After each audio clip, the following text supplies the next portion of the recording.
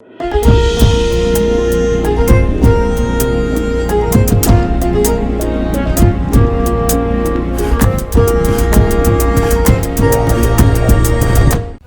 ሰላምታችን በእያላችሁበት ይድረሳችሁ ውድ የፈታ ቤተሰቦች እንደምን ቆይታችኋል? የዕለተ ረቡዕ የምሽት መረጃዎችን ከዚህ አስከትለን እናሰማለን። በቅድሚያም አርዕስቱን። ከሰሞኑ በአማራ ክልል በአገረሸው ግጭት ጉዳይ በደቡብ ጎንደር ዋና ከተማ ደብረ ታቦር ውጊያ መካሄዱን ከስፍራው የወጡ ዘገባዎች አመላክተዋል። የክልሉ ሰላምና ጸጥታ ቢሮ በከተማ ውጊያ መካሄዱን አስታውቋል። የጦር ኃይሎች ጠቅላይ ኤታማዦር ሹም ፊልድ ማርሻል ብርሃኑ ጁላ ከአንድ ከፍተኛ ወታደራዊ አመራር ጋር መክረዋል። በዝርዝር እንመለስበታለን። ሰሞኑን የአፍሪካ ቀንድ ጂኦፖለቲክስ የፖለቲካ ትኩሳት ከፍ ባለበት ሁናቴ አንድ እንግዳ ወደ አዲስ አበባ አምርተው ከጠቅላይ ሚኒስትር አብይ አህመድ ጋር መክረዋል። እኚህ ሰው ከዚህ ቀደምም ከቀናት በፊት ከውጭ ጉዳይ ሚኒስትሩ ጌዲዮን ጢሞቴዎስ ጋር ተነጋግረው ነበር። የግብጽ ጦር በዛሬው ዕለት ከባድ ማስጠንቀቂያ ሰጥቷል። ማስጠንቀቂያው በቀጥታ ኢትዮጵያ ላይ ያነጣጠረ ነው። የግብጽ ከፍተኛ ወታደራዊ አዛዦች በተገኙበት በተደረገው ወታደራዊ ትርኢት ጦሩ ማስጠንቀቂያውን አስተላልፏል። የግብጽ ማስጠንቀቂያ በተሰማበት ፊልድ ማርሻል ብርሃኑ ጁላ በዛሬው ዕለት እንዲሁ ጥብቅ መልእክት አስተላልፈዋል። የነጌታቸው ረዳ ስምረት ፓርቲ በዛሬው ዕለት ማሳሰቢያ ሰጥቷል። ስምረት ይፋ ባደረገው መግለጫ ምን አለ የሚለውን ከኛ ተሰማላችሁ። በኤርትራ የስልጣን ሽግግር ከፍተኛ አደጋ ላይ ነው ተብሏል። 80 ዓመት የደፈናቸው የኤርትራ ብቸኛ መሪ ኢሳያስ አፈወርቂን አያድርገውና ድንገት ሞት ቢቀድማቸው አገሪቱ የስልጣን ክፍተት ከፍተኛ ቀውስ ሊያስከትልባት ይችላል ተብሏል። ኢሳያስ ሆነ ብለው ተተኪያቸውን አላሰናዱም ሲል ጂኦፖለቲካል ሞኒተር የተሰኘው የወሬ ምንጭ ሀተት አስነብቧል። እዛው በኤርትራ በሚያቆየን ሌላኛው መረጃችን ኤርትራ በዚህም በዚያም ብለው ሊወሩን ተንቀሳቅሰዋል ስትል አስጠንቅቃለች። የኢሳያስ አፈወርቂ አስተዳደር የጠቅላይ ሚኒስትር አብይ አህመድን መልእክት በማያያዝ በዛሬው ዕለት በሰጠው መግለጫ በቀይ ባህር ጉዳይ ማሳሰቢያ አውጥቷል።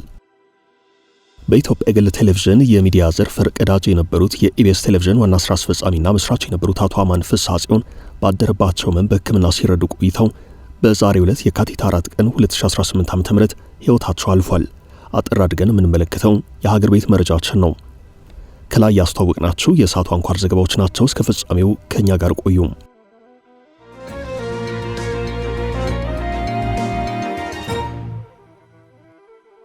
የዛሬው የደብረ ታቦር ውጊያም ከሰሞኑ በአማራ ክልል በአገረሸው ግጭት ዙሪያ በደቡብ ጎንደር ዋና ከተማ ደብረ ታቦር ውጊያ ተካሂዷል። በክልሉ አንዳንድ አካባቢዎች የጸጥታ ኃይላት እንዲሁም የፋኖ ታጣቂዎች መካከል ውጊያ እንዲቀሰቀስ ምክንያት የሆነው የመከላከያ ኃይል ከአንዳንድ ቀጠናዎች መውጣቱ ነው። መረጃዎች ይህን ያመላክቱ እንጂ ከክልላዊ መንግስትም ሆነ ከፌደራሉ መንግስት ወገን ስለ ጉዳዩ የተባለ ነገር የለም። መከላከያ የነበረባቸውን አካባቢዎች መልቀቁ የፈጠረው ክፍተት በተለይ በደቡብ ጎንደር ባሉት አካባቢዎች የፋኖ ታጣቂዎች በስፋት እንዲንቀሳቀሱ እንዳስቻላቸው ዘገባዎች አመላክተዋል። የፋኖ ታጣቂዎች በዛሬው ዕለት ወደ ከተማ የዘለቁ መሆኑን የሚያሳዩ መረጃዎች ሲወጡ የአማራ ክልል የሰላምና ጸጥታ ቢሮ በማህበራዊ ትስስር ገጹ ባሰፈረው መልእክት የማንነት ቀውስ የገጠመው ተላላኪው ጽንፈኛ ኃይል እየተቀጠቀጠ ይገኛል ብሏል። በደቡብ ጎንደር ዞን በቂ የጸጥታ መዋቅር ያልነበረባቸውን ወረዳዎች የህዝብ ተቋማት እያወደመ ፎቶ እየተነሳ ሲሸለልና ሲፎክር የሰነበተው የውሃ ኃይል ደብረ ታቦር ከተማ ላይ ተመሳሳይ ድርጊት ለመፈጸም ዘቡ ብሎ ገብቶ መውጫ አጥቶ እዛው እንደ ቅቤ ቀልጦ ቀርቷል። በአሁኑ ሰዓት በርካታ አስክሬንና ቁስለኛ እየጎተተ መፈርጠጥ ጀምሯል ብሏል። ከራሱ ጋር የተጣላውና የማንነት ቀውስ ውስጥ የገባው ዘራፊ ቡድን የተላላኪነት ዘመኑ የባንዳነት ዕድሜው ያበቃለት ይገኛል። የአማራን ህዝብ ጥያቄ ለመመለስ የአማራን ህዝብ ሀብትና ንብረት መዝረፍ፣ ተቋማትን ማውደም፣ ልጆችን በጭካኔ መጨፍጨፍ እንደ ዋነኛ የትግል አማራጭ የወሰደው ይህ ቡድን ከፍተኛ የማንነት ቀውስ ውስጥ መሆኑን ሰሞኑን የፈጸማቸው አስነዋሪ ድርጊቶች ማሳያዎች ናቸው ብሏል። የሚያሳዝነውና በደረሰበት ያልጠበቀው ምትና ባስተናገደው ከባድ ኪሳራ ተበሳጭቶ የኩሩን የደብረ ታቦር ከተማ ህዝብ ሱቅ ሰብሮ ሀብትና ንብረት ዘርፎ የህዝብ መገለገያ ተቋማትን በማቃጠል እግሬ አውጪኝ ብሎ እየፈረጠጠ ይገኛልን ብሏል። እኩለ ቀን በፌስቡክ ገጹ ባጋራው መልእክት። በሌላ በኩል ከሰሞኑ በአማራ ክልል በአዲስ መልኩ በአገረሸው ግጭት ዙሪያ የአማራ ብሔራዊ ንቅናቄ አብን በወቅታዊ ጉዳዮች አስታኮ መግለጫ አውጥቷል። ፓርቲው በአማራ ክልል ውስጥ የሚደረገው እንቅስቃሴ በሌሎች ኃይላት እየተጠለፈ ነው ብሏል። በክልሉ አንዳንድ አካባቢዎች ግጭቶች በማገርሸታቸው ዳግም ሰብአዊ ቀውስ የሚዳርግ ሁከት እየተከሰተ ይገኛል ብሏል። አብን በዚሁ መግለጫው የተመጠነ የጸጥታ አካላት ስምሪት ያለመኖርና የህግ ማስከበር ስራዎች መላላት የክልሉን ህዝብ ከፍተኛ ዋጋ እያስከፈሉት ነው ብሏል። የአብን ስራ አስፈጻሚ ኮሚቴ በዚህ መግለጫው በክልሉ ለሚንቀሳቀሱ ታጣቂዎች ከክልሉ ህዝብ እንዲሁም ለአማራና ለፌደራል መንግስታት ጥሪ አቅርቧል። በአማራ ክልል ባለፉት ጥቂት ጊዜያት ታይቶ የነበረው አንጻራዊ መረጋጋት ከሰሞኑ ወደ ተባባሰ የትጥቅ እንቅስቃሴ መቀየሩን አስታውቋል። በክልሉ የሚደረገው የትጥቅ እንቅስቃሴ የአማራን ህዝብ ትግል ማዕከል አልባ በማድረግ ጥያቄዎቹን ከስርዓታዊ ማዕቀፍ የሚያወጣ ነው ሲል ፓርቲው አሳስቧል። በሌላ መረጃ የፌዴራል ጦር ኃይሎች ጠቅላይ ኤታማዦር ሹም ፊልድ ማርሻል ብርሃኑ ጁላ በዛሬው ዕለት ከአፍሪካ ህብረት ኮሚሽን ሊቀመንበር ልዩ ተወካይና የአፍሪካ ህብረት የሶማሊያ ድጋፍና ማረጋጋት ተልዕኮ አውሶም ዋና አዛዥ አምባሳደር ኤልሃጂ ኢብራሂም ዲኔ ጋር ተነጋግረዋል። በዚህ ወቅት ፊልድ ማርሻሉ የኢትዮጵያ መከላከያ ሰራዊት ለቀጠናው ሰላም፣ መረጋጋትና ደህንነት የሚያደርገውን ድጋፍ አጠናክሮ ይቀጥላል ሲሉ መናገራቸው ተሰምቷል።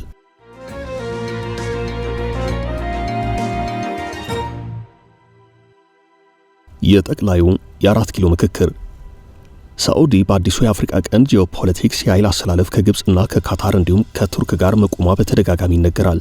የእስራኤልና የኤሚራቲ የምስራቅ አፍሪካ እንቅስቃሴ ሳዑዲን ወደ እዚሁ ቀጠና እንደሳባት ይነገራል። ግብፅም በአፍሪካ ቀንድ የኃይል መሳሳብ ሳዑዲን ከጎኗ አሰልፋለች። የሶማሊያና ሶማሊላንድ ጎረቤት የሆነችው በአባይ ጉዳይ ከግብፅ ጋር የምትፋተገው ኢትዮጵያም አለች። ከሰሞኑ የውጭ ጉዳይ ሚኒስትር ጌዲዮን ጢሞቴዎስ ወደ ሳዑዲ ተጉዘው ከሀገራዊ አቻቸው ልዑል ፋይሰል ቤን ፋርሃን አልሳውድን አግኝተው ነበረም። በዛሬው ዕለት እኚህ የሳዑዲ የውጭ ጉዳይ ሚኒስትር አዲስ አበባ ተገኝተው ከጠቅላይ ሚኒስትር አብይ አህመድ ጋር መመካከራቸው ተሰምቷል። ጉዳዩን አስመልክቶ ጠቅላይ ሚኒስትር አብይ በማህበራዊ ትስስር ገጻቸው ባጋሩት መልእክት ዛሬ የሳዑዲ አረቢያ የውጭ ጉዳይ ሚኒስትር ልዑል ፋይሰል ቤን ፋርሃን አልሳውድን ተቀብዬ በሁለትዮሽና ባለብዙ ወገን ጉዳዮች ላይ ውጤታማ ውይይት አድርገናል።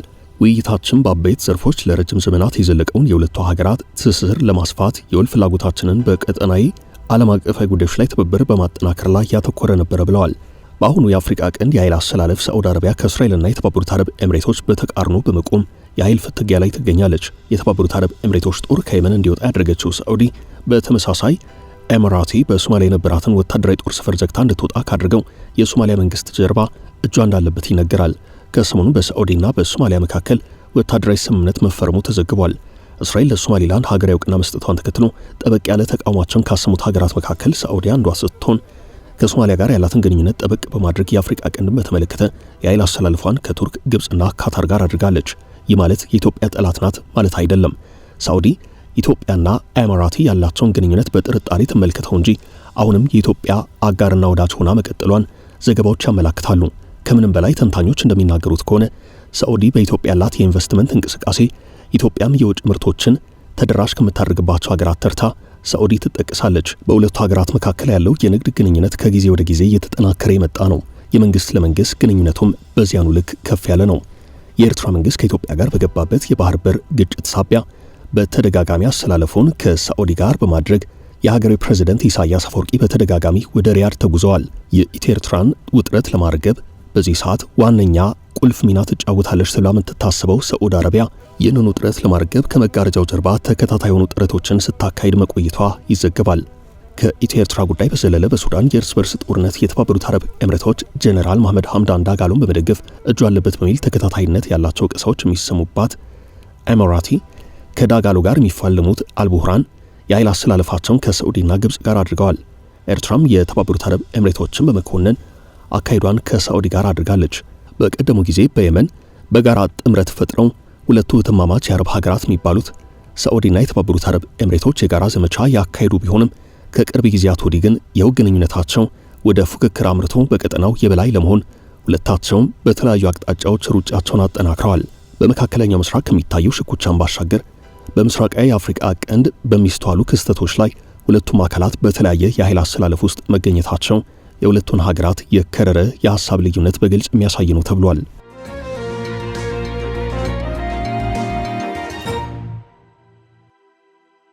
የግብፅ ዛቻ የተሰማበት የፊልድ ማርሻሉ ጥብቅ ምክክር። የግብፅ ጦር በዛሬው ዕለት ከባድ ማስጠንቀቂያ ሰጥቷል። ማስጠንቀቂያው በቀጥታ ኢትዮጵያ ላይ ያነጣጠረ ነው። የግብፅ ከፍተኛ ወታደራዊ አዛዦች በተገኙበት በተደረገው ወታደራዊ ትርኢት ግብፅ ወታደራዊ ኃይሏን ለማሳየት ሞክራለች። በሜካናይዝድ ጦር ኃይል በታጀበው በዚህ ትርኢት የግብፅ ጦር ማስጠንቀቂያ ልኳል። ወታደራዊ ትርኢቱን የሶማሊያ ፕሬዝዳንት ሐሰን ሼህ መሐመድ ታድመዋል። የግብፅ መከላከያ ሚኒስትር ጄኔራል አብዱልመጂድ ሳቀር፣ ዋና አዛዥ ጄኔራል አህመድ ካሊፋና ሌሎችም ከፍተኛ አመራሮች ተገኝተው ነበረም። የግብፅ ወታደሮች ለአውሶም ተልዕኮ የተዘጋጁና የተደራጁበትን ሁኔታ የሚያሳዩ ነው የተባለው ወታደራዊ ትርኢት በዋነኝነት ከሶማሌላንድ ጋር በተያያዘ ለኢትዮጵያና እስራኤል ማስጠንቀቂያ ለመስጠት ያለመ ነው ተብሏል። ከቀናት በፊት የግብፁ ፕሬዝዳንት አብደልፋታህ አልሲሲ የሶማሊያ መረጋጋት ለቀጠናው ልማትና ደህንነት ወሳኝ ጉዳይ ነው በማለት ሶማሊያን ለመደገፍ ሀገራቸው የሚጠበቅባትን እንደምትወጣ ተናግረዋል። ሶማሊያ የግዛቱ አካል እንደሆነች ለምትመለከታት ሶማሊላንድ እስራኤል የሀገርነት እውቅና መስጠቷን ተከትሎ ግብፅና ሶማሊያ የጋራ አቋም ይዘዋል። ባለፈው ሳምንት ማብቂያ ወደ ካይሮ ያቀኑት የሶማሊያ ፕሬዝዳንት ሐሰን ሼህ መሐመድ ከሀገሬው አቻቸው አልሲሲ ጋር በሰጡት የጋራ መግለጫ የሶማሊያን አንድነት የሚጋፋ የትኛውንም ተግባር በጋራ እንቃወማለን ብለዋል። ግብጽ በአፍሪካ ህብረት የሶማሊያ ድጋፍና ማረጋጋት ተልዕኮ ስር ወታደሮቿን ለመላክ በያዘችው እቅድ መሰረት ተግባራዊ እንደምታደርግ አልሲሲ ተናግረዋል። ይህ በተገለጸ በቀናት ልዩነት በአውሶም ስር ሶማሊያ የሚሰፍረው የግብጽ ጦር በዛሬው ዕለት ዝግጅቱን ማጠናቀቁን አስታውቋል። በሌላ በኩል የኢትዮጵያ ጦር ኃይሎች ጠቅላይ ኤታማዦር ሹም ፊልድ ማርሻል ብርሃኑ ጁላ የአውሶምን ተልዕኮ በተመለከተ በዛሬው ዕለት መልእክት ሰደዋል። ፊልድ ማርሻሉ ከአፍሪካ ህብረት ኮሚሽን ሊቀመንበር ልዩ ተወካይና ከአፍሪካ ህብረት የሶማሊያ ድጋፍና ማረጋጋት ተልዕኮ አውሶም ዋና አዛዥ አምባሳደር ኤልሃጂ ኢብራሂም ዲኔ ጋር ተወያይተዋል። በውይይቱም የኢትዮጵያ መከላከያ ሰራዊት ለቀጠናው ሰላም፣ መረጋጋትና ደህንነት የሚያደርገውን ድጋፍ አጠናክሮ እንደሚቀጥል ፊልድ ማርሻሉ አረጋግጠዋል ተብሏል። አምባሳደር ኤልሃጂ ኢብራሂም ዲኔ በበኩላቸው የኢትዮጵያ መከላከያ ሰራዊት የአውሶምን ተልዕኮ ተግባራዊ ለማድረግ እያበረከተ የሚገኘውን አስተዋጽኦ አድንቋል ተብሏል። ይህ በዚህ እንዳለ በአዲሱ የአፍሪካ ህብረት በሶማሊያ ድጋፍና ማረጋጋት ተልዕኮ አውሶም ስር ወታደሮችን፣ የፖሊስ ኃይልና ሲቪል ሰራተኞችን ጨምሮ 11900 የጸጥታ ኃይል እንደሚሰማራ ከዚህ ቀደም ተነግሮ ነበርም። በዚህ መሰረት ዩጋንዳ 4500፣ ኢትዮጵያ 2500፣ ጅቡቲ 1520፣ ኬንያ 1410፣ ግብጽ 1091 ወታደሮችን ያዋጣሉ ተብሏል።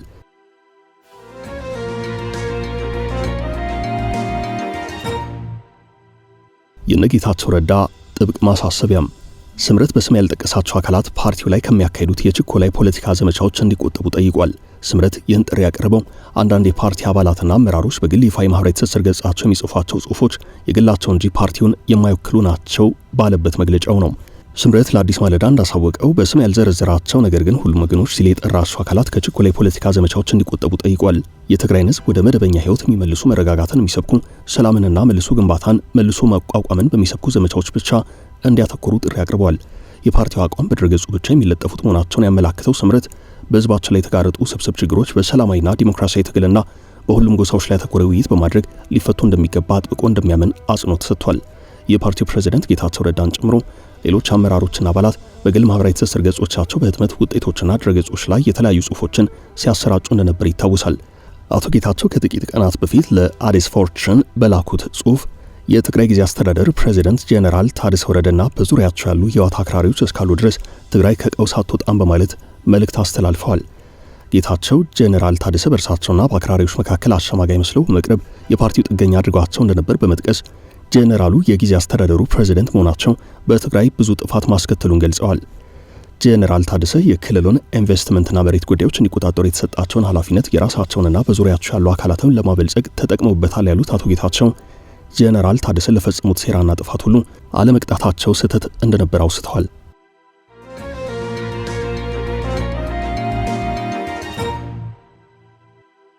በኤርትራ የስልጣን ቀጣይነት ጥያቄም በኤርትራ የስልጣን ሽግግር ከፍተኛ አደጋ እንዳለ ተገልጿል።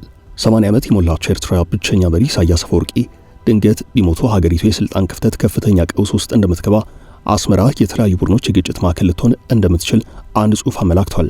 ጂኦፖለቲካል ሞኒተር የተሰኘ የወሬ ምንጭ በሳምንቱ ባወጣው ሀተታ ኢሳያስ ለኤርትራ ጊዜ ጠብቆ የሚፈነዳ ቦምብ ቀብረዋል ብሏል። በዚህም ኤርትራን የፖለቲካ ስልጣን ሽግግር ከፍተኛ አደጋ ከተደቀነባቸው ሀገራት ተርታ መድበዋታል።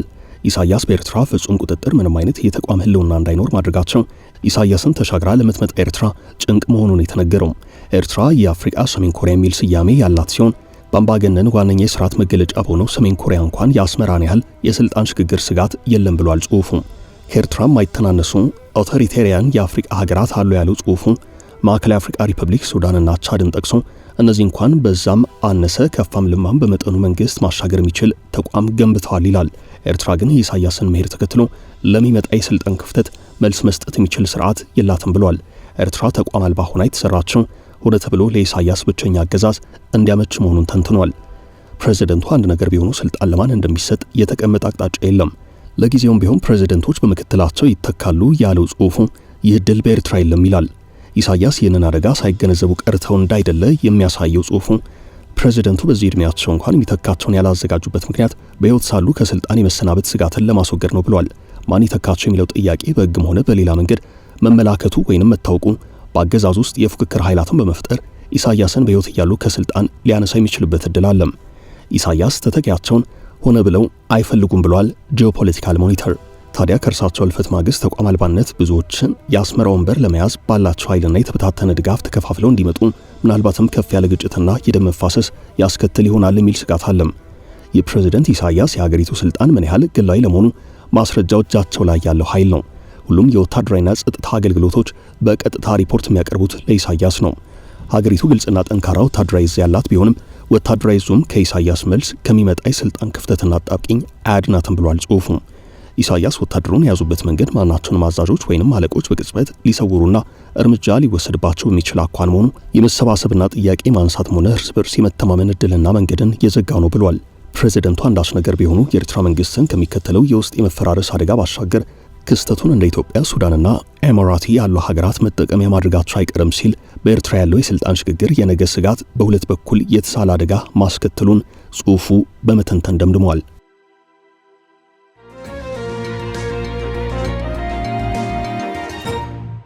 እዛው በኤርትራ በሚያቆየን ሌላኛው መረጃችን ኤርትራ በዚህም በዚያም ሊወሩን ተንቀሳቅሷል ስትል ማስጠንቀቂያ መስጠቷን እንመለከታለን። የኢሳያስ አፈወርቂ አስተዳደር የጠቅላይ ሚኒስትር አብይ አህመድ መልእክት በማያያዝ በዛሬው ዕለት መግለጫ አውጥቷል። የኤርትራው የማስታወቂያ ሚኒስትር የማነ ገብረ መስቀል በዛሬው ዕለት በይፋ ኤክስ ገጻቸው ባሰፈሩት መልእክታቸው ኢትዮጵያ ከ2 ዓመታት በፊት ከሶማሌላንድ ጋር የተፈራረመችውን ስምምነት በመጥቀስ የቀይ ባህር እንቅስቃሴ ኤርትራ ላይ ብቻ ያተኮረ አይደለም ብለዋል።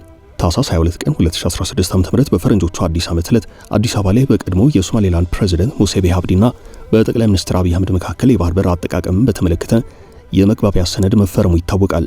በስምምነቱ ሶማሌላንድ ለኢትዮጵያ የንግድና የባህር ኃይል አገልግሎት የሚውል የባህር ጠረፍ ስትሰጥ በምላሹ ኢትዮጵያ ለሶማሌላንድ የሀገርነት ዕውቅና ትሰጣለች ተብሎ ነበርም። ኤርትራ ይህን ስምምነት በዛሬው መግለጫዋ በመጥቀስ ስምምነቱ የሶማሊያን ግዛታዊ አንድነት የሚጥስ ነው ብላለች። ከቀናት በፊት በተመሳሳይ የኤርትራን ግዛት በሚጠቀለል መልኩ ከጎላን ኮረብታ ጋር ተያይዞ በቀይ ባህር የሚኖር የግዛት ጠቅላላ እንደሚኖር በኢትዮጵያ ምክር ቤት መነገሩን መግለጫው ይጠቅሳል። የማነ በመግለጫው ጠቅላይ ሚኒስትር አብይ በፓርላማ ንግግራቸው ያነሱትን እስራኤል ከሶሪያ በወረራ የያዘቻቸውን የጎላን ከፍታዎች ጉዳይ ጠቅሰዋል። ጠቅላይ ሚኒስትር አብይ ባለፈው ሳምንት ማክሰኞ በምክር ቤቱ ሲናገሩ መንግስታቸው የቀይ ባህር ጥያቄን እንደ ብሔራዊ አጀንዳ እንደሚገነዘበው ተናግረዋል። እስራኤል የጎላን ተራራን ያዘችው ለብሔራዊ ደህንነቴ ለህልውናዬም ችግር ያጋጥመኛል ብላ ስላመነች ነው ያሉት ጠቅላይ ሚኒስትሩ ቀይ ባህርና ኢትዮጵያ ለዘላለሙ ተነጣጥለው መኖር አይችሉም ሲሉም አስከትለው ተናግረዋል። ኢትዮጵያ በቀይ ባህር ላይ የባህር በር ለማግኘት የምትፈልገው በቢዝነስ ህግ እንደሆነ የተናገሩት አብይ በባህር በር ምትክ የታላቁ ህዳሴ ግድብ ወይንም የኢትዮጵያ አየር መንገድ ድርሻ ሊቀርብ እንደሚችል ጠቁመዋል።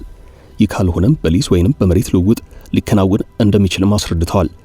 በስምምነት በገበያ ህግ ሳንጠፋፋ አብረን ለማደግ በድርድር እንፍታው ያሉ ሲሆን ወደብ፣ አየር ማረፊያ፣ መንገድ፣ ነዳጅ ማጣሪያ መገንባቷን አስታውሰዋል። ኢትዮጵያም አሰብ ላይ ማለት ነው። ኤርትራ በዛሬ መግለጫዋ ይህንን የጠቅላይ ሚኒስትሩ ንግግር ለሁለተኛ ጊዜ የወረራ አካሄድ ነው ስትል ወቀሳ አሰምታለች። ባለፈው ሳምንት ባወጡት መግለጫ የማነ ገብረ መስቀል ተመሳሳይ ክስ አቅርበው ነበርም። በዛሬው መግለጫ ደግሞ የብልጽግና መንግስት ከዓለም አቀፍ ህግጋት በተቃራኒ መጓዙን ቀጥሎበታል ያሉ ሲሆን መልካም ጉርብትናን በሚሸረሽር አካሄድ ከዓለም አቀፍ ህግጋት በተጨማሪ የአፍሪካ ህብረት ትብብርን እየጣሰ ነው ሲሉ ወቀሳቸውን አሰምተዋል። ይህ በዚህ እንዳለ ኤርትራ ከሱዳን ጉዳይ ጋር አያይዛም ኢትዮጵያ ላይ ወቀሳ አሰምታለች። ኤርትራ በሱዳን ጦርነት ጣልቃ መግባቷ እንዲሁም የአልቡርሃን ኃይል በሱዳን ስልጠና ሲወስድ መቆየቱን ብዙሃን መገናኛዎች ዘግበዋል። ከሰሞኑም አልዋጋም ያለው ጦር ጉዳይ መነጋገሪያ ነበረም። ምስራቅ ሱዳን የሚንቀሳቀሱና በኤርትራ ስልጠና የወሰዱ 5 ወታደራዊ ኃይላት ከጄኔራል አልቡርሃን ጎን ተሰልፈው ላለመዋጋት ወስነዋል። 5ቱም አልዋጋም ያሉት የጦር ኃይላት በቅርቡ በምስራቅ ሱዳን እስከ ኢትዮጵያ ድንበር ውጊያ ለመክፈት ሲንቀሳቀሱ መቆየታቸው መገለጹ ይታወሳል። ይሁንና ለዚህ የተዘጋጁት የጦር ኃይላት ለአልቡርሃን ተሰልፈው ከፈጥኖ ደራሽ ኃይሉ ጋር ከመዋጋት ይልቅ ገለልተኝነትን መምረጣቸው ተዘግቧል።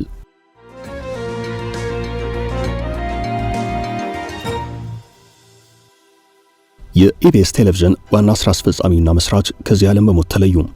በኢትዮጵያ የግል ቴሌቪዥን የሚዲያ ዘርፍ ፈርቀዳጅ የነበሩት የኢቢኤስ ቴሌቪዥን ዋና ስራ አስፈጻሚና መስራች የነበሩት አቶ አማን ፍስሐ ጽዮን ባደረባቸው ሕመም በሕክምና ሲረዱ ቆይተው በዛሬው ዕለት የካቲት 4 ቀን 2018 ዓ.ም ሕይወታቸው አልፏል። የአቶ አማን ፍስሐ ጽዮንን ህልፈት አስመልክቶ ቴሌቪዥን ጣቢያው ባሰራጨው መግለጫ ለኢትዮጵያ ሚዲያ እድገትና ለጣቢያችን ኢቢኤስ ስኬት የማይተካ ሚና የተጫወቱት የታላቅ ራዕይ ባለቤት የሆኑት ብርቱ ሰው ዛሬ እንደ ቤተሰብ እንደ ጣቢያም ብናጣም የአቶ አማን ፍስሐ ጽዮን ራዕይ ይቀጥላል ብሏል። የኢቢኤስ ቴሌቪዥን ማኔጅመንት እንዲሁም ሰራተኞች በአቶ አማን ፍስሐ ጽዮን ህልፈት የተሰማቸውን ሐዘን ገልጸዋል። ይህ በዚህ እንዳለ ጠቅላይ ሚኒስትር አብይ የኢቢኤስ ቴሌቪዥን መስራችና ዋና ስራ አስፈጻሚ አቶ አማን ፍስሐ ጽዮን በማረፋቸው የተሰማቸውን ሐዘን ገልጸዋል። ጠቅላይ ሚኒስትሩ በማህበራዊ ትስስር ገጻቸው ባሰፈሩት መልእክት አማን ለኢትዮጵያ የግል ሚዲያ እድገት ወሳኝ ሚና ከነበራቸው አንዱ ነው። ኢትዮጵያ በአስቸጋሪ ሁናቴዎች ውስጥ ባለች ጊዜ ሁሉ የሚጠበቅበትን አድርጓል። ፈጣሪ ነፍሱን በሰላም ያሳርፋት ብለዋል። ውድ ቤተሰቦቻችን ለዛሬ ያዝንላችሁን ርዕሰ ጉዳዮች እዚህ ላይ ቋጨን። ላይክ፣ ሼር እና ኮሜንት በማድረግ ለቻናላችን ድጋፋችሁን መግለጽ እንዳትዘነጉ እያልን ከሌሎች መረጃዎች ጋር ደግመን እስክንገናኝ ቸር ያሰማን ስንል ተሰናበትን።